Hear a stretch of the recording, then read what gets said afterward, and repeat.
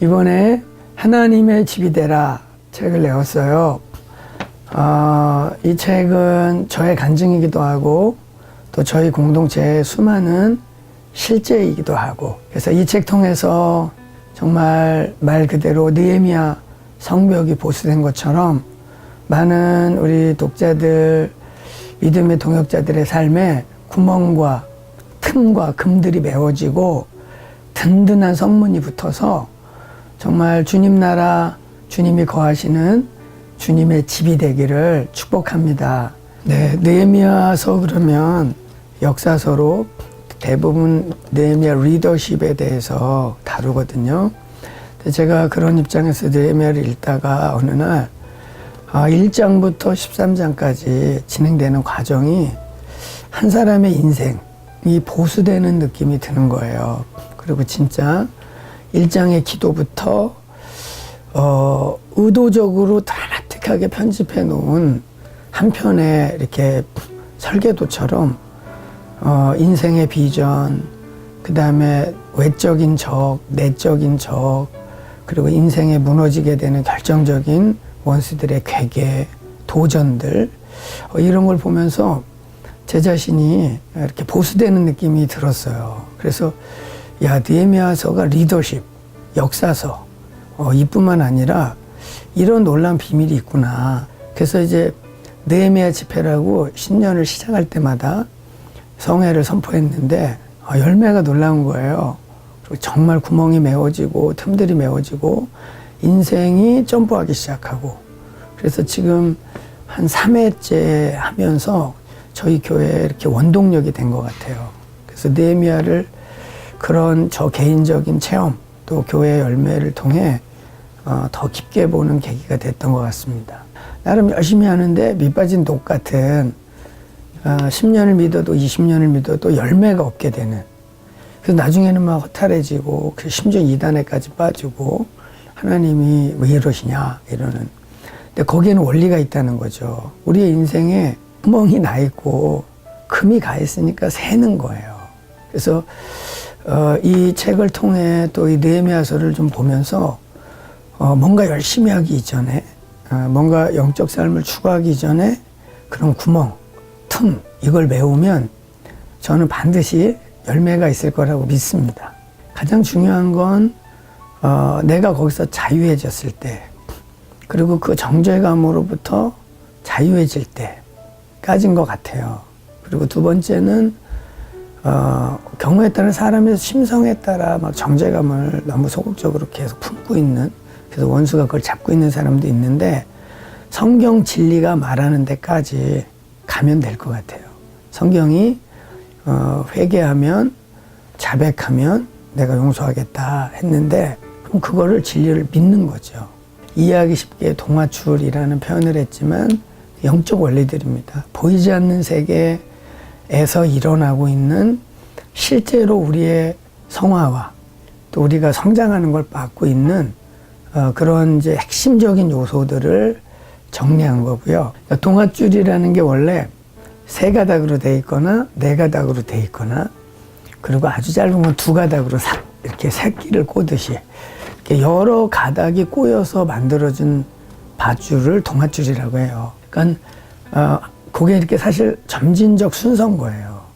먼저는 우리 의지와 상관없이 이미 우리가 성장하면서, 그러니까 우리 그런 얘기 하잖아요. 한 사람이 결혼을 하는 거는 그냥 한 사람 한 사람의 만남이 아니라 그 뒤에 있는 가문과 가문이 만나는 거다. 그래서 옛날 어른들이 부모님은 뭐하냐, 집안은 어떠냐 묻는 이유가 그 사람 한 사람이 만들어지는 동안에 그런 보이지 않는 가정이 있는 것처럼 한 사람이 그런 상태까지 가는 동안에는 거기까지 갈 수밖에 없는 묶인 줄이 있다는 거예요. 근데 그 순서가 가장 첫 번째가 가정의 문화와 영적 상황, 그리고 그 상황에서 자연스럽게 거기서 자랐잖아요. 거기서 성장했고 그 문화에서 자랐잖아요. 그래서 우리가 사람을 보면 야, 저 사람 얼굴이나 분위기 보면 집안 분위기가 좀 느껴진다 이러는 것처럼 가장 기초가 되는 동아줄이 만들어지면 그 다음에는 거룩해 성장한 사람의 가치관이 형성되고 행동 양식이 만들어지고, 그러면 그 행동 양식이나 가치관이 결국은 중독 현상, 좋은 쪽의 중독이든 나쁜 쪽의 중독이든 거룩한 습관이든 나쁜 습관이든 그런 이제 죄가 만들어지고 거기까지 가면 영적 세계가 열리게 되는 거죠. 그냥 어둠이 막 들어올 수 있는 이미 돼 있는 거예요. 그게 또 나중에는 한 덩어리가 돼갖고 결국 나를 꽁꽁 묶고 있는 이제 그런 진리 체계를 풀어놓은 겁니다. 네, 영적 전투 그러면 이제 말 그대로 보이지 않는 존재와의 싸움이잖아요. 안 보이는 세계 싸움인데 거기에 이제 필요한 무기들이 있는 거죠. 전쟁에 따라 공군, 해군, 육군 또 뭐 소총, 미사일, 대포 이렇게 있듯이 영적 전쟁에도 실제적인 무기들, 방식들이 있는 거예요. 그런 여러 가지 소위 전쟁을 치르는 스타일이나 무기들, 그게 이제 예배이고 기도이고 때로는 샤우팅하는 소리쳐서 기도하는 통성기도이고 또 때로는 정말 이렇게 방언의 은사를 사용해서 기도하는 거고 그것들을 그때그때 영적 싸움, 보이지 않는 대상과 싸우는 다양한 무기들, 방법들로 이해하면 될 것 같아요.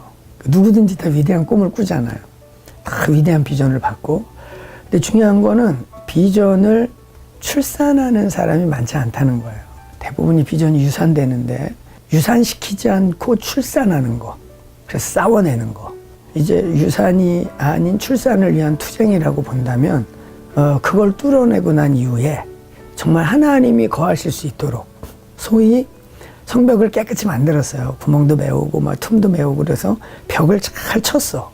근데 성전의 주목적은 벽이 아니잖아요.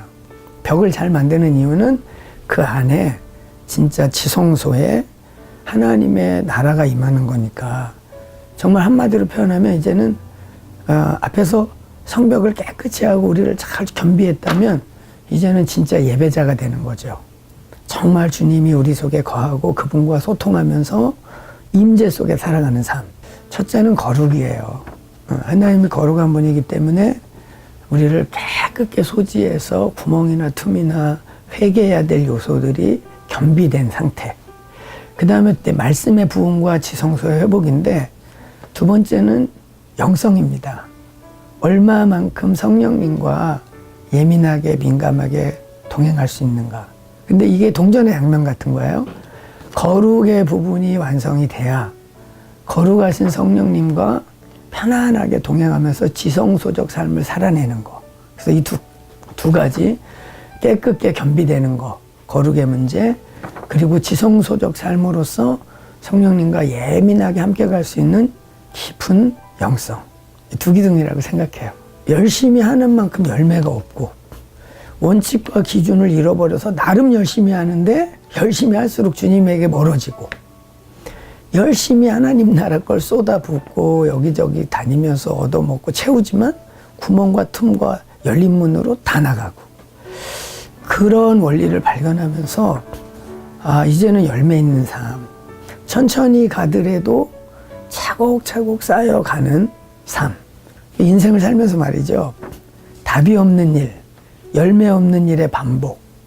연락에 쏟아붓는데 밑빠진 독인 것 같은 것 같이 힘든 게 없거든요. 사실 그게 제일 믿는 자나 안 믿는 자나 그래서 자살까지 하게 되고 결국은 자포자기 되는데 그런 것에 대한 영적 원리가 있다는 거죠. 그래서 저는 애쓰고 힘쓰고 있지만 열매가 없는 동역자들에게 하나님의 원리, 이 느헤미야서의 성전이 건축되고 다윗 때와 같이 다시 찬양이 회복되고 그런 여정처럼 그렇게 열매 있는 인생, 신앙을 사는 일을 이 책을 통해 누렸으면 하나님께 너무 감사하겠다.